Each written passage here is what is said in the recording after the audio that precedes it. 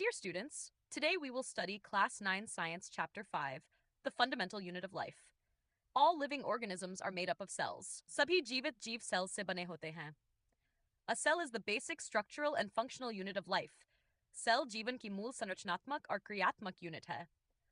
Cells were first discovered by Robert Hooke in 1665. Cells की खोज सबसे पहले 1665 में Robert Hooke ने की थी. He observed cork cells under a microscope. उन्होंने माइक्रोस्कोप के नीचे cork cells को देखा. Later, Anton van Leeuwenhoek observed living cells. बाद में Anton van Leeuwenhoek ने living cells को देखा. The invention of the microscope helped scientists study cells in detail. Microscope के आविष्कार ने scientists को cells का विस्तार से अध्ययन करने में मदद की. Cells vary in shape, size, and function. Cells आकार, रूप और function में भिन्न होती हैं. Some cells are very small and can be seen only with a microscope. कुछ cells बहुत छोटी होती हैं और केवल microscope से ही दिखाई देती हैं. The smallest cell is the mycoplasma. सबसे छोटी cell mycoplasma होती है. The largest cell is the ostrich egg. सबसे बड़ी cell ostrich का egg होता है. Cells may be unicellular or multicellular.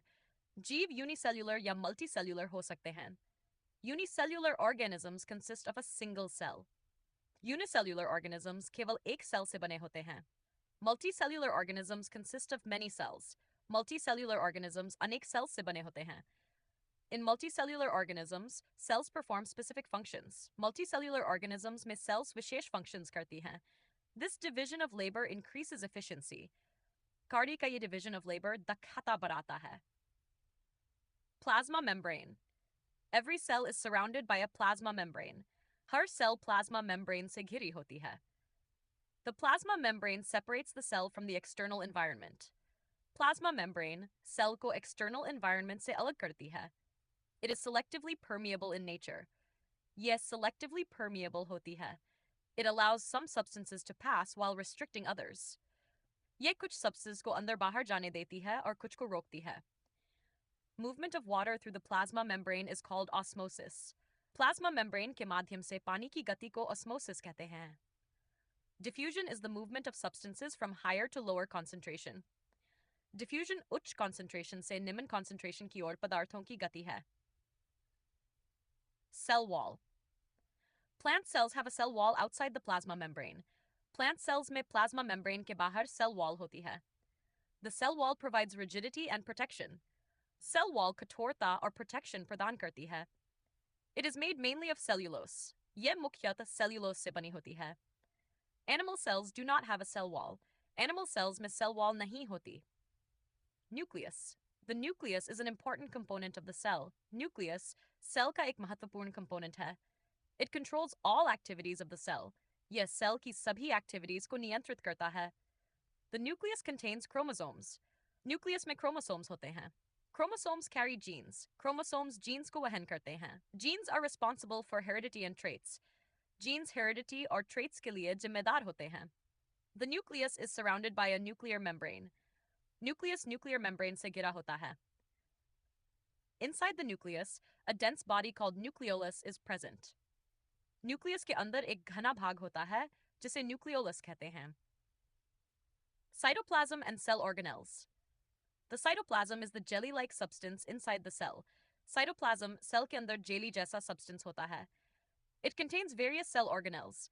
इसमें विभिन्न cell organelles होते हैं. Each organelle performs a specific function. Her organelle एक विशेष function करता है.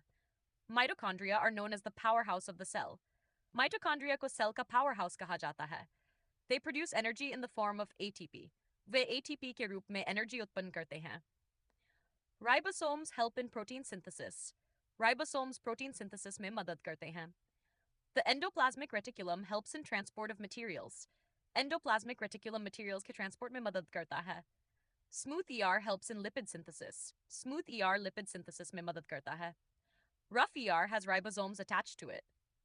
Rough ER पर ribosomes जुड़े होते हैं. Golgi apparatus modifies and packages proteins. Golgi apparatus proteins को modify और package करता है.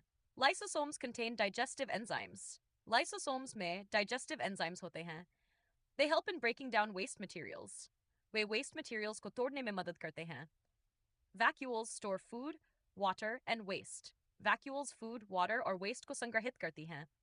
Plant cells usually have a large central vacuole. Plant cells में सामान्यतः एक बड़ी central vacuole होती है. Plastids are present only in plant cells. Plastids केवल plant cells में पाए जाते हैं. Chloroplasts contain chlorophyll. Chloroplasts में chlorophyll होता है. They help in photosynthesis. Way photosynthesis में सहायता करते हैं. Difference between plant cell and animal cell. Plant cells have cell wall and plastids.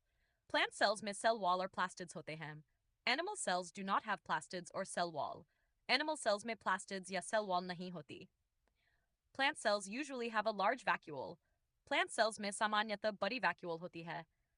Animal cells have smaller vacuoles. Animal cells में छोटी vacuoles होती हैं. Prokaryotic and eukaryotic cells. Prokaryotic cells do not have a true nucleus. Prokaryotic cells में वास्तविक nucleus नहीं होता. Their genetic material is not enclosed in a membrane. उनका genetic material membrane में बंद नहीं होता. Bacteria are examples of prokaryotes.